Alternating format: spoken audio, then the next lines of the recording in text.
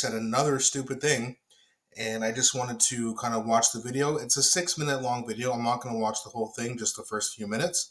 And then we'll react to it after, like usual. And finally, new rule, being obsessed with your mental health is bad for your mental health.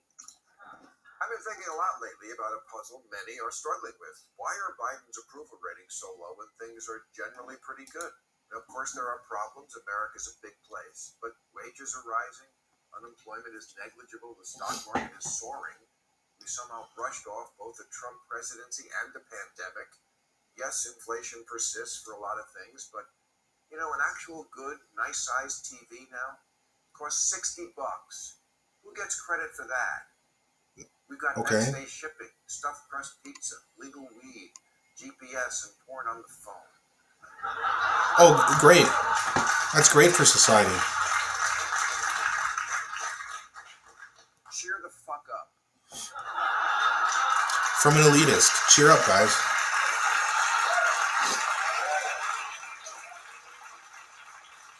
Stop acting like life in America in 2024 is unbearable. Biden's ratings are in the toilet not because he's doing such a bad job, but because a lot of Americans like to live with their head in the toilet. Let's look at the numbers. Almost a third of American adults have reported a depression diagnosis at some point in their life. And while depression is, of course, a very real thing, it's also true that earlier generations never suffered from the expectation that you're supposed to feel good all the time. 1 in 8 adults are on antidepressants, and that doesn't include the ones who steal them from their kids.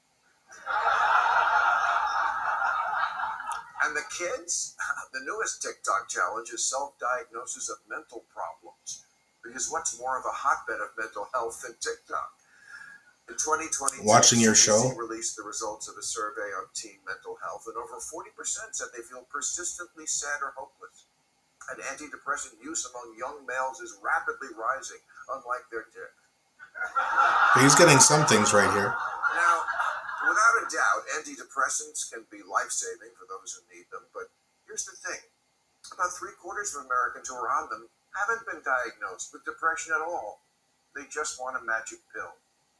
We spend $6 billion a year on drug ads, all featuring someone emerging from darkness to play with a dog.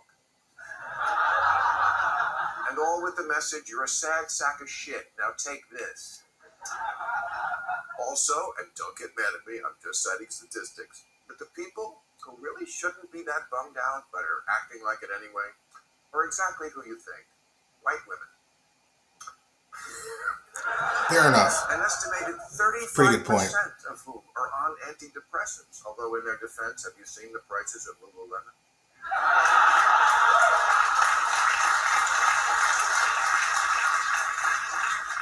These gals are so distraught they can barely keep their appointment with the Vietnamese girl who does their nails. Calling Dr. TikTok.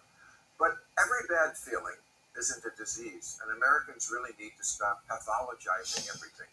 Okay, so I mean, to be fair, he did make some points, some pretty good points about mental health there.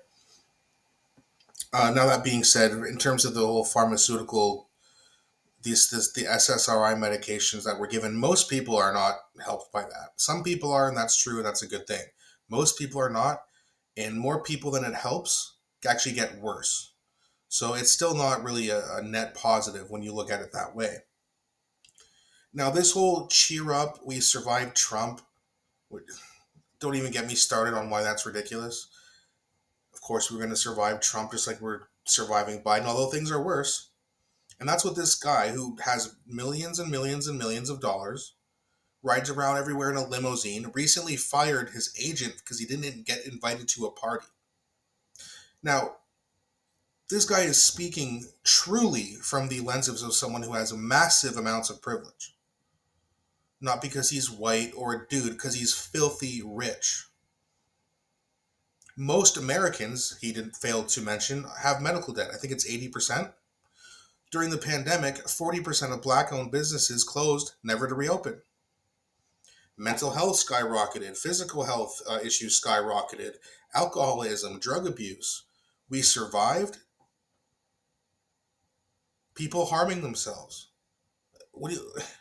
Okay, yeah, we're still here, but like we're not better off. I made a video. He made a video about this a while ago, and I broke that down as well, and how ridiculous it was, and how he's just repeating the same talking points.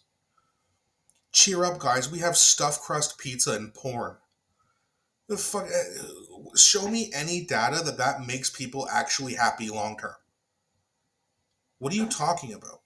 Get a TV for $60. Why? So I can watch this show and just get spewed a bunch of bullshit every hour or every day, whatever. Was it real time with Bill Maher? I think that's like once a week or something like that, maybe once a day, whatever it is. That's what we should buy a TV for, so we can listen to this shit. Now, this guy has no idea about these businesses that close down, no idea about medical bills, because he doesn't have to worry about his business. He doesn't have to worry about paying for his health care. He doesn't have to worry about inflation going up and groceries and rent being unaffordable. It's not going to be unaffordable for him. He's worth millions and millions and millions of dollars. Just proving how out of touch he is. And the reason I get so pissed off with someone like Bill Maher is because I know he's intelligent. I know he's not really stupid enough to actually think these things. So what's the deal here? You know what I mean? Like it's really frustrating. And there's a ton of people I could pick on online for saying stupid shit like this. But I hold Bill Maher to a higher standard of accountability because he is a pretty intelligent guy. But then he goes off and just says shit like this, and the Gavin Newsom support. It's just like, what are you talking about? Dude, go walk around in a poor neighborhood. Tell me how great things are. And there's no shortage of them. More and more towns have become poor. More people have become poor. You can easily find these people. Go have a conversation with them. Give them your smug opinion about how great things are. We need to cheer up, homeless person. Cheer up, drug addict. Cheer up, woman who was abused by her husband because they were in an abusive relationship and then locked in their house together for 2 fucking years. Tell them this bullshit, okay? But no, he'll say it in his fancy set, with his fancy, with his fancy suit and his fancy desk, and his idiot liberal audience members who clap like seals for him every time he says anything. And that's where he'll say it. But he won't say it to the people. If you walked around on the street and said, just talked to the average person and said things like this, he would get torched. Not literally, not physically. I just mean verbally. Like, it's such an easy argument to destroy, and yet he keeps saying it. So I'm not really sure why. If he really is just out of his touch, or if there's some other weird reason he's doing it. But either way, let me know what you guys think in the comment section. Don't forget to like and subscribe. Thanks for watching, and I'll be back shortly.